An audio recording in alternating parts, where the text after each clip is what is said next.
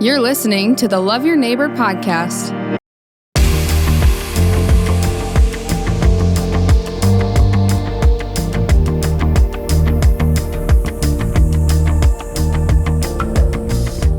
Well, thanks for joining us on the Links podcast. Today, our episode is sponsored by Kingbird Coffee and Flyboy Donuts. And we have a very special guest, Ellen Joseph. Ellen Joseph, thank you for being with us today. Thank you for having me. We've been talking a little bit, and we got to get right into it. Tell us a little bit about Ellen. We want to know your story. High school graduate, congratulations. Tell us a little about your story. Well, just where it started, I guess. Mm-hmm. Okay, well, I moved to Brandon in 6th grade. I went to Sioux Falls schools. I went to Nebraska a little bit, but then I moved to Brandon in 6th grade. I'm involved in a lot of the arts. I'm in choir, orchestra, oral and terp, art club, and theater. And I've been heavily involved with the arts all 4 years of high school. And I don't know, that's a little bit about myself. You now graduated now. What are the plans? Do you have plans after high school? Yeah. What are those? I'm going to SDSU with a theater scholarship and an oral and terp scholarship. I'm competing on their speech and debate team, and then I'm going to be involved in all the theater shows at SDSU, and then I'm majoring in public communications and theater. I'm double majoring, so yeah. You're going to be a busy girl. Very busy, very, very busy. Yeah, so the theater community, the fine arts community, obviously, we talked about this a little bit, but talk to everybody, share with us how you got involved and why you got involved in fine arts. Okay. Well, it all started when I was little. Me and my sister used to write songs, and we used to sing them for our parents. But then my mom, I remember in 4th grade, I got the choice to play an instrument orchestra, and I wanted to play violin, but my mom said I would get more scholarships in the viola. So I started playing the viola, and then I carried that with me because I moved a lot because my dad was in the military. So I always carried that with me, and music was always something that was my comfort. You know, it was always what helped me fit in. And then when I moved to Brandon in 6th grade, orchestra was the one thing I had, and I still am friends with all my orchestra people. And then in middle school, I decided I wanted to try out for the play. I was very nervous, and then I remember crying during my audition, and I didn't want to do it. And Mr. Brady Olson, he encouraged me to do it. And then I got Snow White in our middle school play. And from there, I just fell in love with the arts. Awesome. Mm-hmm. And you've really made a career. I recently this year got the chance to go to Mary Poppins. You had a lead role in that. Mm-hmm. Talk to us about that production and what that was like, putting that all. It amazes me in like 2 months, all of that came together. Yeah, it amazes me too. I don't know how that happened. But Mary Poppins is by far the best production I've ever been in. It's my most favorite production. It's kind of crazy how it all started. I wanted the role I got since August, and I had taken voice lessons, and I prepared a lot for it, and I really wanted it. And I didn't tell anyone that I wanted it. But Mrs. Sitta gave it to me, and I remember her coming up to me after the audition, and after she casted the show, and she's like, "Are you excited?" And I was like, "Oh, I'm so excited." And she knew that I wanted it. But it's crazy to see how the show goes from choreography and just a few kids singing in a choir room to this amazing production. I still can't believe it. I hung out with the costumer a lot. The costumer, her name's Karen, puts in so many hours. From Mr. Gullickson in the choir room, so many hours, so much patience. I don't know how he didn't yell at us. And then Mrs. Hart and Mr. Pruitt. Mr. Pruitt, he's our pianist. He has been working on the music since the beginning of the school year. And it's just crazy to see us all come together, especially because we're all friends and all the seniors and stuff. So I heard a story about just all that goes into it, and it was cool. Mrs. Stemwhittle was telling, or I guess it was at the opening night, Mitzi told a story about how Mrs. Stemwhittle was stitching a costume in a staff meeting. Yeah. and that was just a cool story of like all that it takes to do something like that. What a powerful thing. And now you're going to college for this, but you've already, I mean, obviously to get a scholarship, there's some competencies involved. Brag about yourself a little bit. Help us understand your national ranking when it comes to oral and terp. Please, because first of all, oral and terp Most of the people listening have no idea what that means. No. What is oral interp? Help me understand, because I don't understand it. Okay. Educate me. Well, oral interp formally is called speech and debate. That's what you'll see it called. In college, they call it forensics, not like the investigative stuff. That's why sometimes they call it speech and debate. But I do the speech part of it. And oral interp basically is, I call it a mini monologue in 10 minutes. And you get 10 minutes to tell a story. And so I'll just explain the process about how I go doing it. So this year, I went and I found a 60-minute play. And I had to cut that play into 10 minutes or under. And if you go over 10:30, you are disqualified or you can't win. You can't get the one in the round. And so you have to do this. You have to memorize it, and then you have to perform it.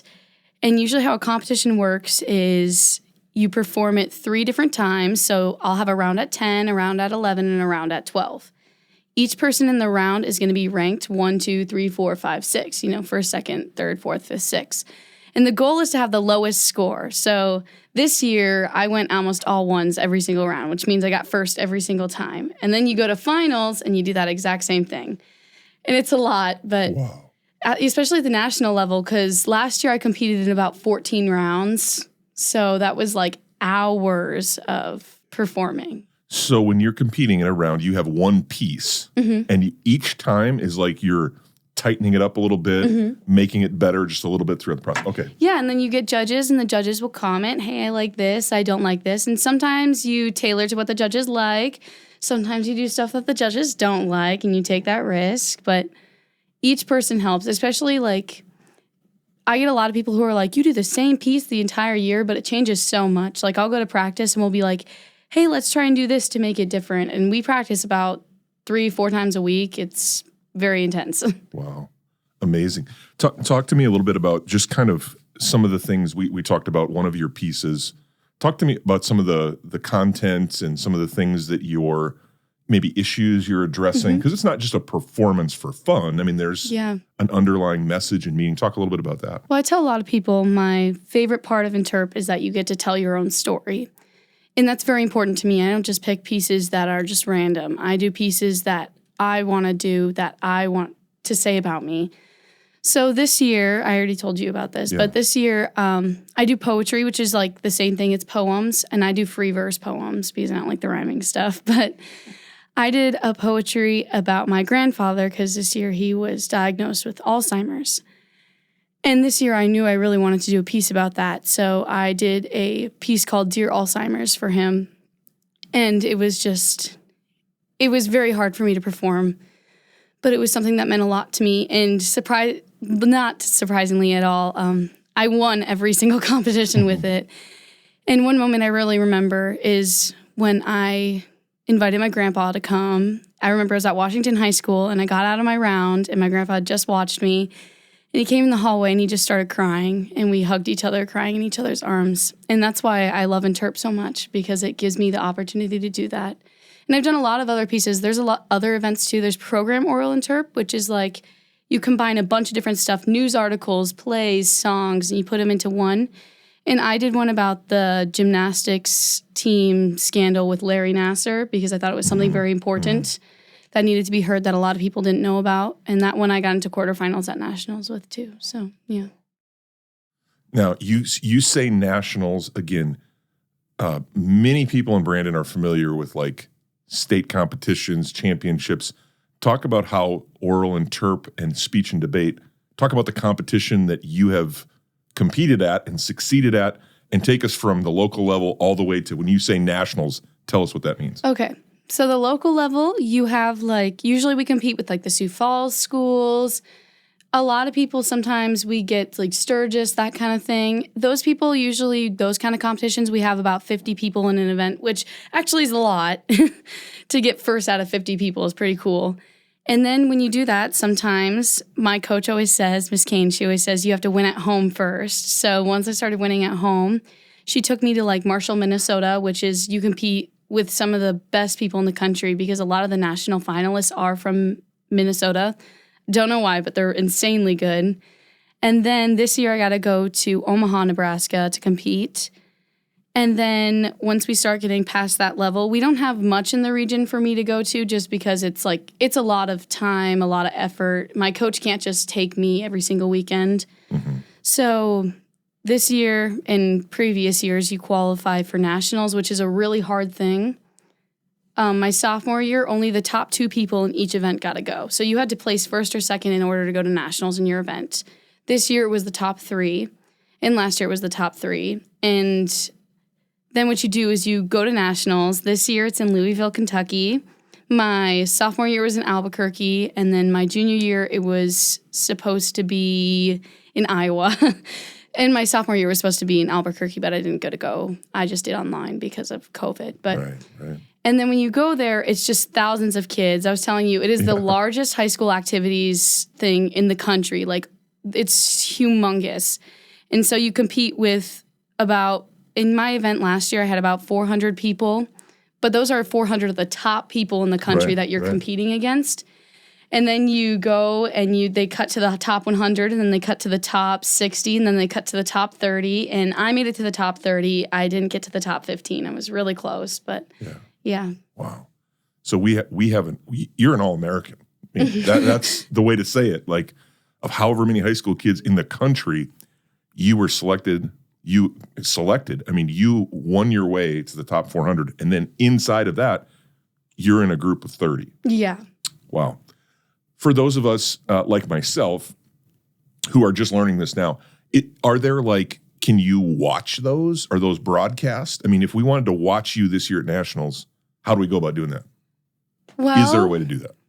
It depends, because it depends on what level you get to. Last year at top 30, they started broadcasting it, but that's also because it was online.